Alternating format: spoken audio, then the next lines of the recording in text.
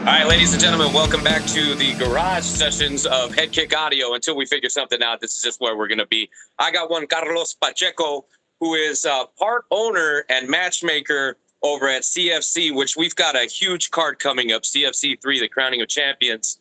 A huge card. You're going to be competing on the card as well, professional featherweight bout versus Giovanny Meza. So before we get into the card, I gotta jump right into first of all, how we feeling, and then talk to me about how your fight came to be.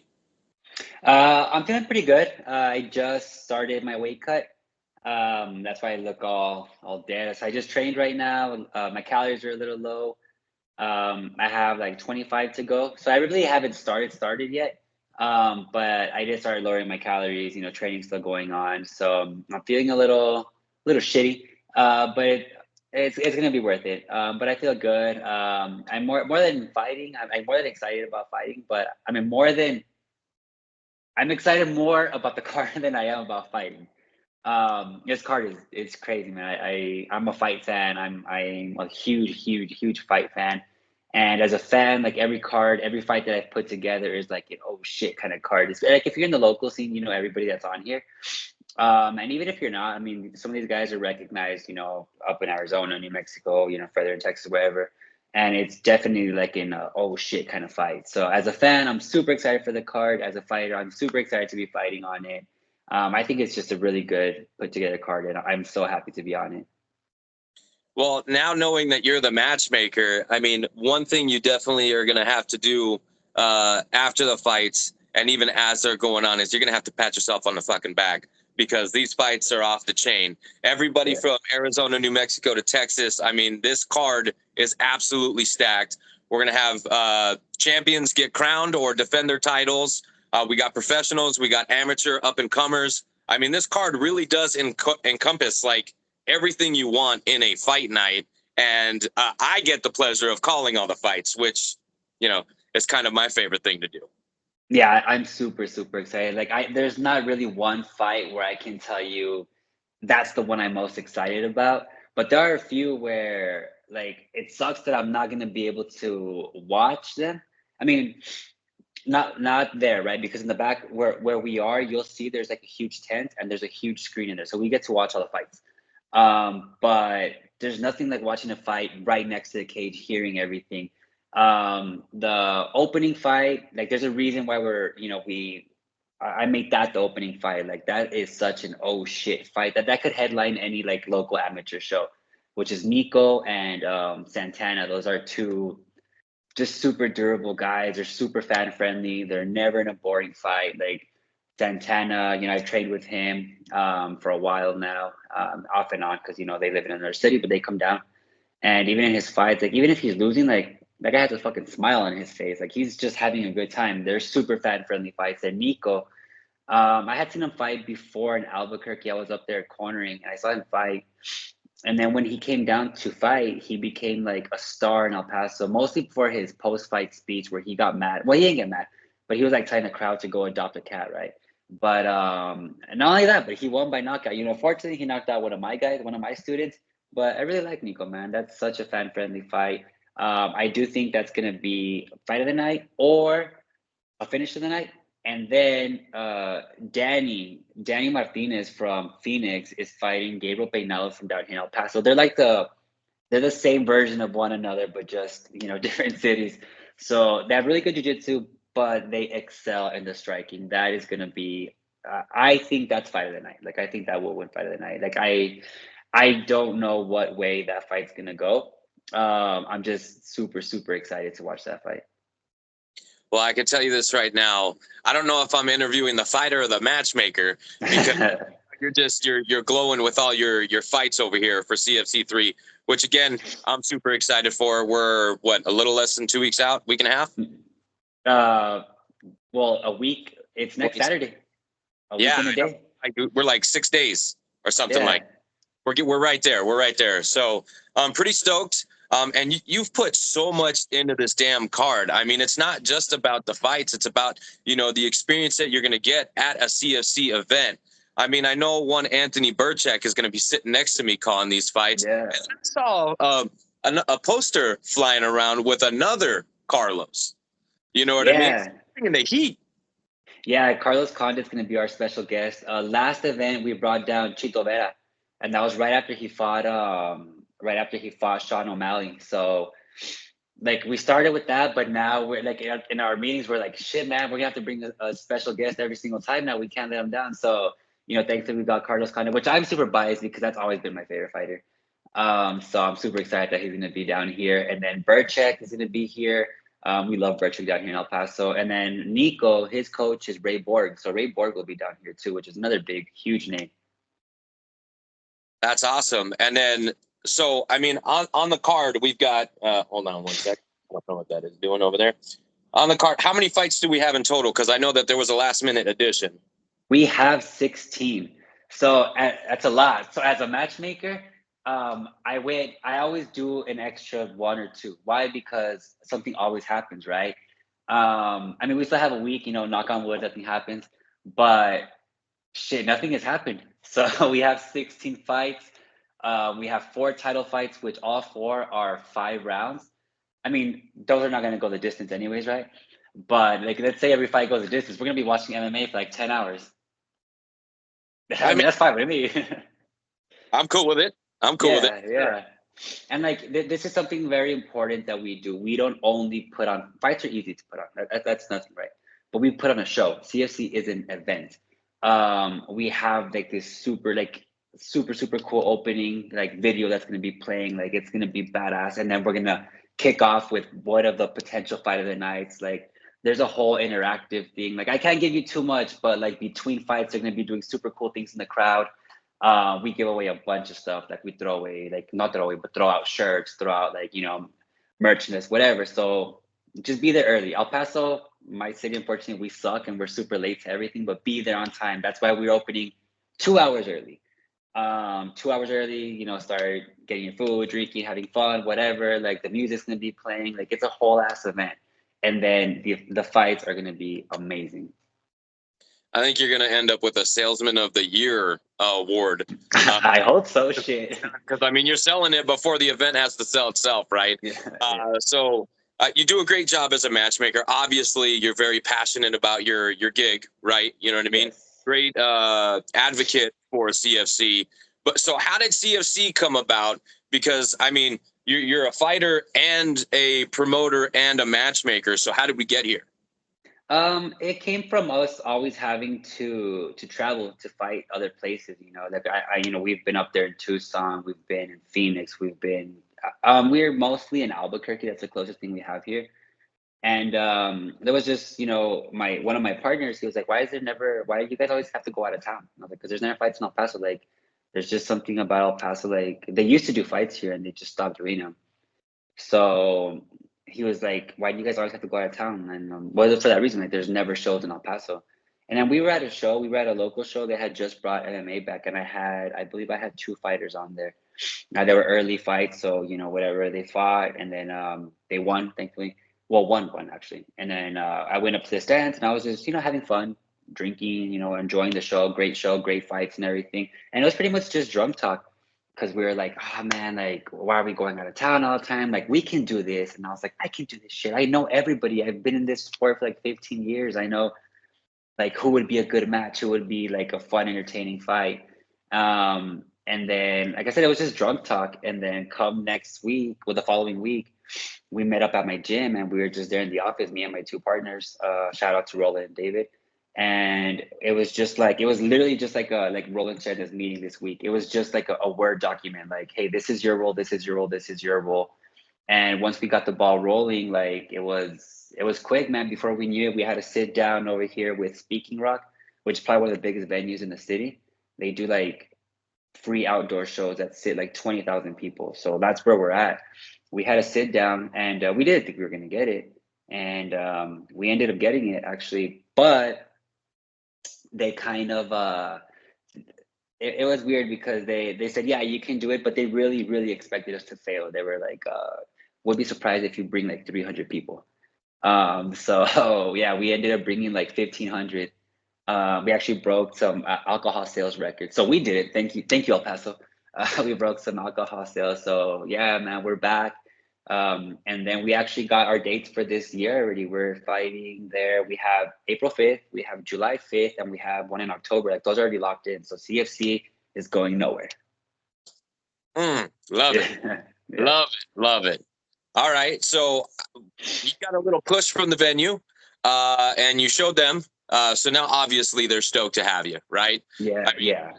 they kind of had to eat their words a little bit, but I'm sure they're happy.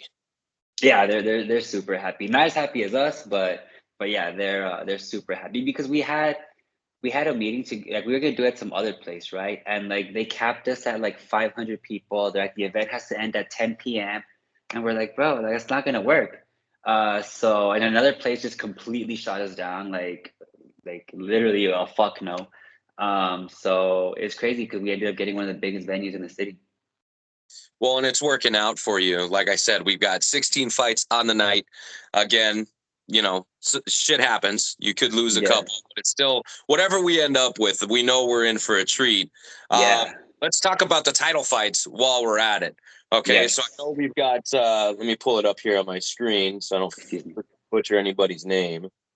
Nah, nah. I know Calvin is on a title fight, and Sable Yes, Gomez is on a title fight. Who is yes. who's Calvin fighting?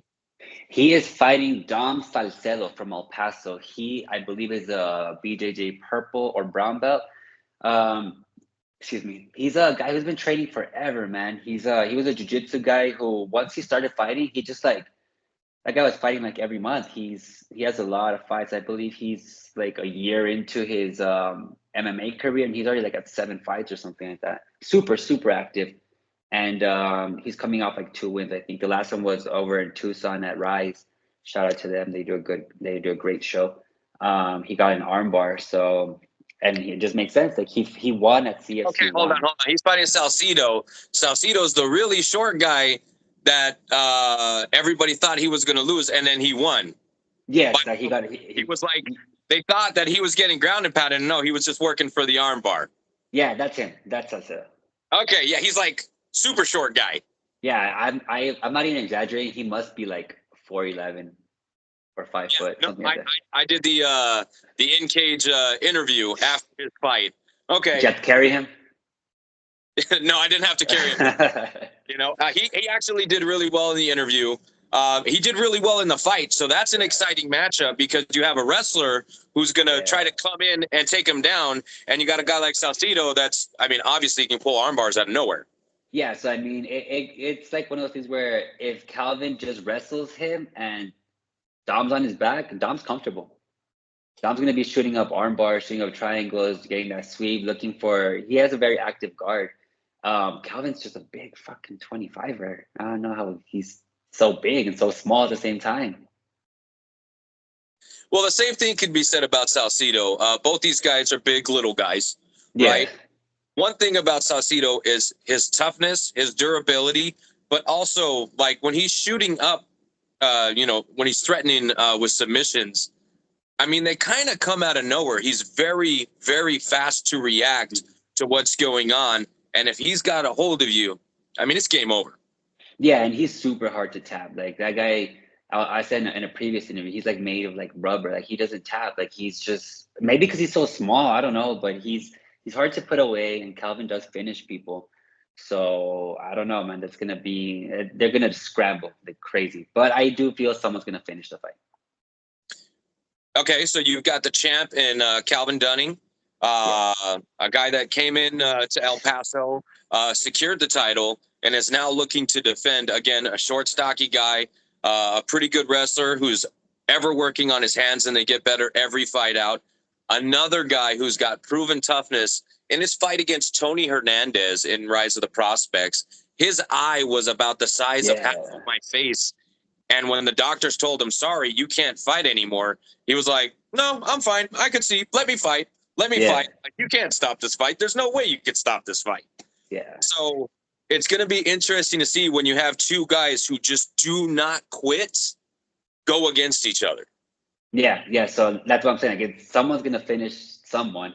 So I don't know. That's really a toss up. Like it's your typical wrestler versus jujitsu. So I mean, I don't know. Let's see but don't sleep on Calvin's jujitsu. He trains at Jay Pages, man. Those guys are fucking animals. So let's see, man. Okay. And then I want to talk about probably one of my favorite fights on the card. You got Gomez versus Sablehouse. Gomez, super, I mean, just borderline disgusting how great this guy looked. I mean, he came in to Arizona, came into Phoenix over at Rough, and pretty much just absolutely dismantled one of the best 45ers in our state. And he really did make it look easy. I'm not discrediting his opponent. Isaac Zadaran is one of the best here in Arizona. And Gomez really made that look pretty damn easy. And he was styling on him. He wasn't just him. He was styling on him. I thought it was going to bite him in the ass. Turns out he had other plans. He got the win. And now he's fighting for a title against Sablehouse, another guy who's super tough, super durable, super experienced. This is potentially fight of the night, in my opinion.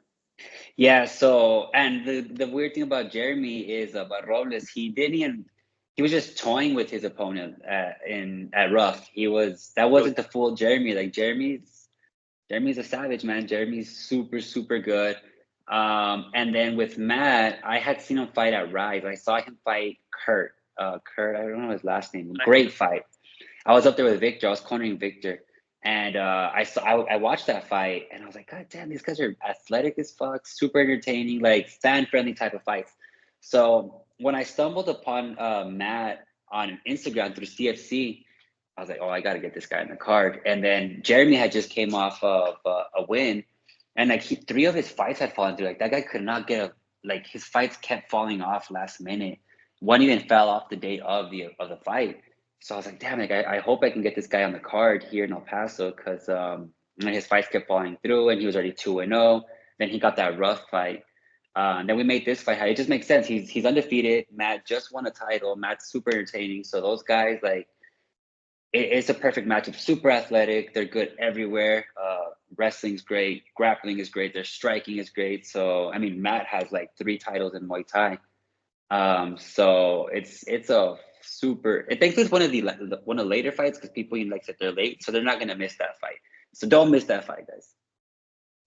Definitely don't miss that fight, especially with 2 exciting fighters. Like I said, super, super impressed with the way they both carried themselves into their fights. And obviously championship level. I mean, Zadaran was coming off of a title loss, if I'm remembering correctly. So, I mean, he's already got that experience. And then Sablehouse with the Muay Thai titles and then just collecting the belt over at the ROP Promotions, whatever that. Yuma. It was in Yuma, right? Yeah, it was in Yuma, Arizona. Yeah. So these are probably 2 of the most experienced amateurs on this card. And here's what people don't understand. They hear that word amateur, right? And if you don't know the sport very well, you think, oh, amateur, they're rookies. They don't know what they're doing. It's not. No, these guys are basically pros. They just, haven't turned pro yet. You know what I mean? Yeah.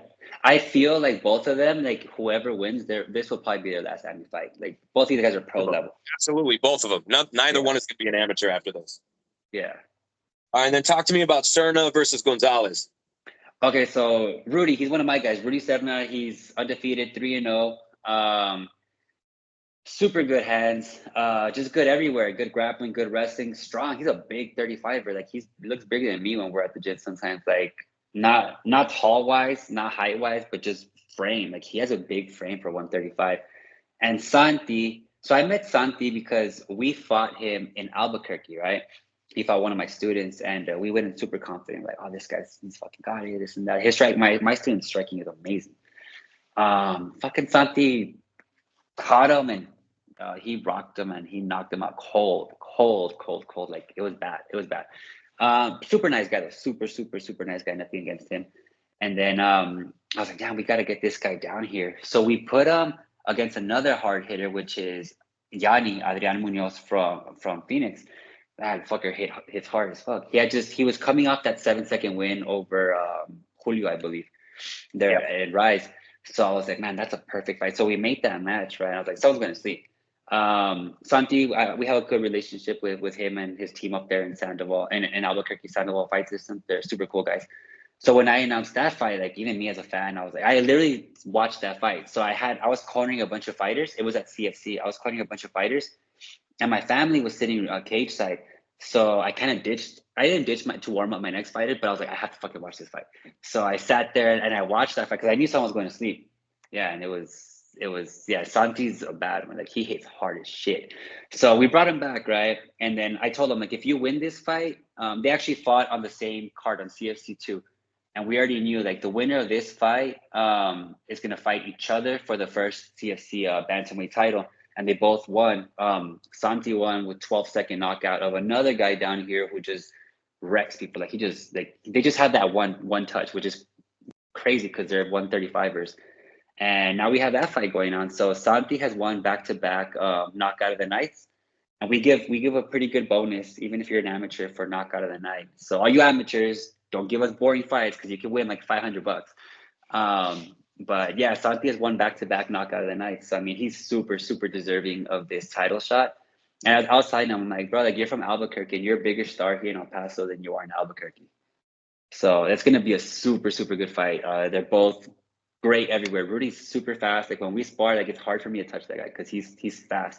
He hits and he moves. He hits and he moves. Wrestling's great. Wrestling, takedown defense, good grappling, a lot of cardio. Santi's the same. Santi's, they've never fought 5 rounds, so let's see whose cardio comes out on top. Or whose power comes out on top. Or whose power comes out on top. Like, yeah, it's another fan-friendly fight. Like this is, like I said, Santi's a star down here in El Paso. A lot of people know him already, so they don't want to miss this fight. And Rudy, like he's a hometown boy, but he's undefeated, and he's a hometown star too. So these are two big names in the region who are finally going to fight each other. Okay, and then the last fight that I really want to touch on the card, because we're on limited time. Otherwise, me and you would be here till fight night, right? Oh yeah. Well, okay, so we'll go with 2 more. I want to talk about the main event. Absolutely, I'm a flyweight guy. I mean, yeah. I probably should be a flyweight, but I just love cooking. Right? You know what I mean? Yeah. But flyweights absolutely are my favorite division. So talk to me about this really great. Oh man, Jacobo, that's our MMA coach there at Elite. He's my coach. Super technical everywhere you go. He has great jiu-jitsu, great takedowns, takedown defense. He hits super hard, and he's kind of crazy, man. Because like he's one of those guys where he doesn't take steps back. He just goes. Even if you're cracking him, like if anyone was at CFC 1, they saw in the main event, like even I thought, I was like, oh fuck, he's getting hit way too much. As soon as they started, he was just getting teed off on, but he took 0 steps back. He just went forward, took all of them, and then got a TKO. He's just like that. He's just hard-headed, man, and he's super technical. Great boxing, great kicks. He can fight amazing in both stances. He's coming off 2 TKOs. He's the number 2 ranked professional flyweight in New Mexico, and they were supposed to fight at CFC 2. Just Jacobo got hurt, so we ended up getting a replacement for him. And Javier Cepeda, he ended up, just ragdolling his opponent. He, TKO. I'm not sure if it was the 2nd or the 3rd round. But aside the fact that they were already supposed to fight, just the way that Cepeda won in the last one, that's why he's fighting. That's why he has this title shot. Like they're very deserving of it. I know he has a pretty good little streak going. So it's a fight that eventually was going to happen. We're just happy that we got to do it on CFC. Well, it's a great fight, and it's a great main event, especially for guys like me who like the with the flyweight division. You get the fastest, most technical. I mean, they can go the longest, they can go the hardest, and you're usually not getting a boring fight. All the way from amateurs to pros. I mean, flyweights are just absolutely exciting, and you got the best of both worlds on this card. Yeah. So last fight I want to touch on Pacheco versus Meza. All right. So I know you've been working hard in the gym. I want to know, how does Carlos Pacheco get through this fight without giving too much away? Okay? Because I understand your opponent could be watching this, and we don't want to give him any clues as to what's going to happen. Nah, it's okay. I mean, I could tell him, I could send him videos of me training. Like, it's not going to matter. It's not going to make a difference, he could train as much as he wants. It's not gonna make a difference.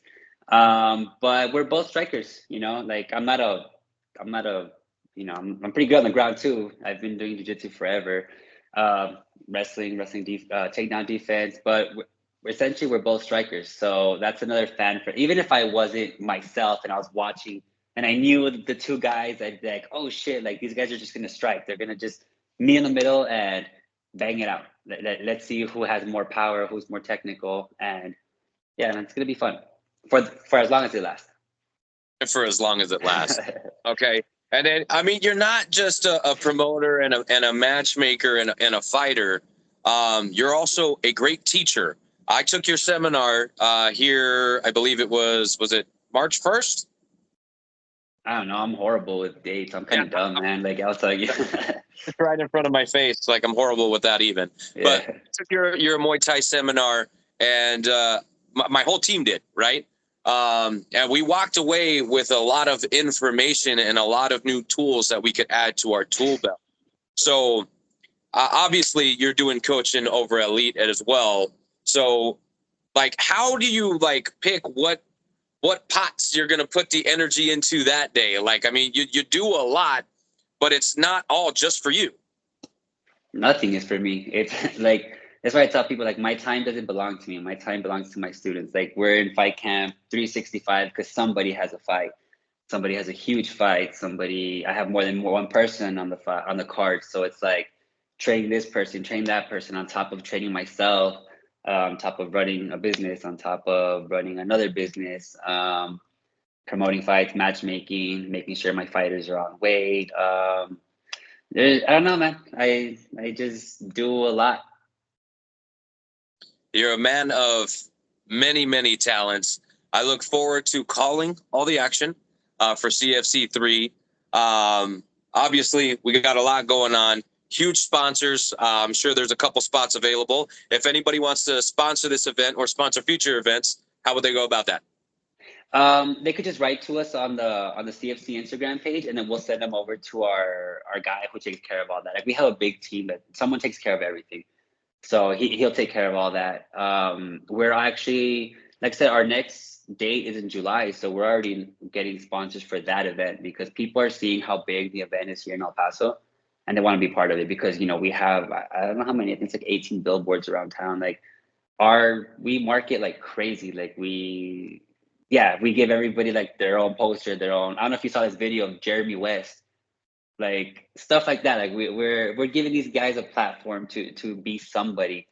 So yeah, we're growing within the community and, you know, the Southwest region, thankfully. So if you want to be part of it, come on board, guys.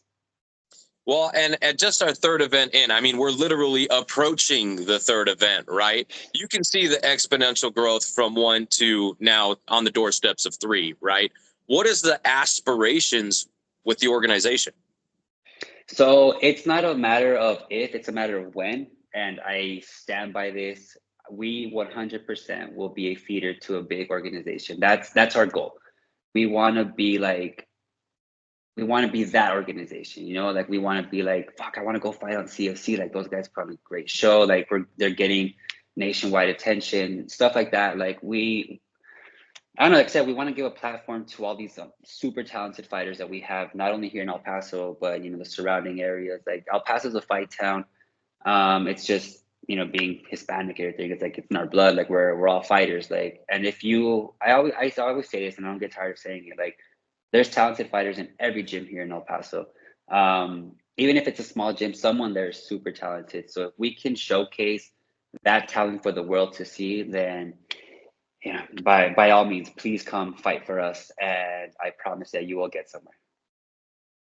Well, eventually, it's not just going to be El Paso. It's going to be Texas, and then the US of A, and then the world, because we're after world nation. So yeah, I got someone from Colombia saying they wanted to come fight. Random, but yeah. Good problem to have. Yeah, I can't pay for it, but yeah. Not yet. Not yet. Not yet. Not yet. Yeah. Come in. All right. So again, CFC 3, the crowning of champions, April 5th in El Paso, Texas. Go ahead and give them the venue and the start times. The venue is going to be at Speaking Rock Entertainment Center. If you guys want to come out to the weigh-ins, the official weigh-ins at noon. That's kind of more for coaches, fighters, and stuff. And then the face-off is at 6 p.m. at the venue at Speaking Rock Entertainment Center. There's like a huge stage, and we do a whole thing there too. Face-offs is 6 to 8 p.m. The following day, we're very punctual. It starts at 7 p.m. But in the past, we've opened it at open doors at 5:30. But like we still had a huge line because we sold out back to back. And so we decided to open 2 hours early this time. So we're going to open at 5. And like I said, we're very punctual. Time it will start at 7 p.m. And it's going to go as ever long as it goes. But yeah, as of this morning, we were at 93% sold out. So don't wait, buy your tickets. You literally are running out of time as we speak. Yeah. So, and then that's why I tell you, like, don't wait till because next week I'm going to be useless. Okay. I'm kind of just going to be there. I'm going to be cutting weight. Like, so, if you have to ask me, if you do something, do it now. Absolutely. And then, of course, at the end of every interview, I like to give my fighter a chance to thank his coaches, his training partners, sponsors, whoever he wants to thank for as long as he wants. So, Carlos Pacheco, take it away. Just a huge thank you to my coaches, Jacobo, Mando Rosales, Martin, Coach Scopeta, my team, Elite Kickboxing, my training partners. They are literally my coaches. I don't coach them. They beat the shit out of me, all right? Because I'm not even like the top 10 guy in my gym. Like I have girls that beat the shit out of me. So thank you to them, my family, the biggest supporters I have. I could be fucking running a golf show and they'd be there front row, all excited. Like, yeah, it's huge. My family, all my students, the members are at the gym, and just in general, the El Paso, I don't know, I guess the El Paso area, man, they've been super supportive with everything that we do.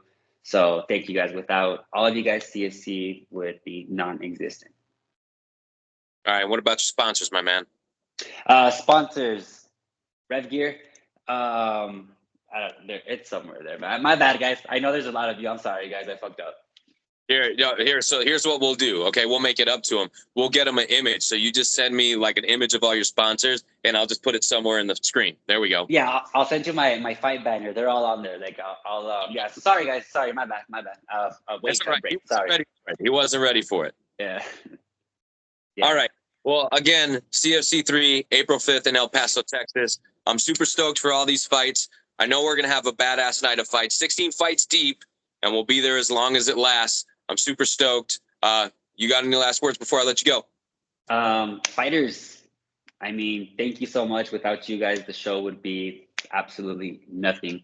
But as everybody knows, we give away bonuses. So we do have a finish of the night bonus, $500, and we do have a fight of the night bonus, $500 per person.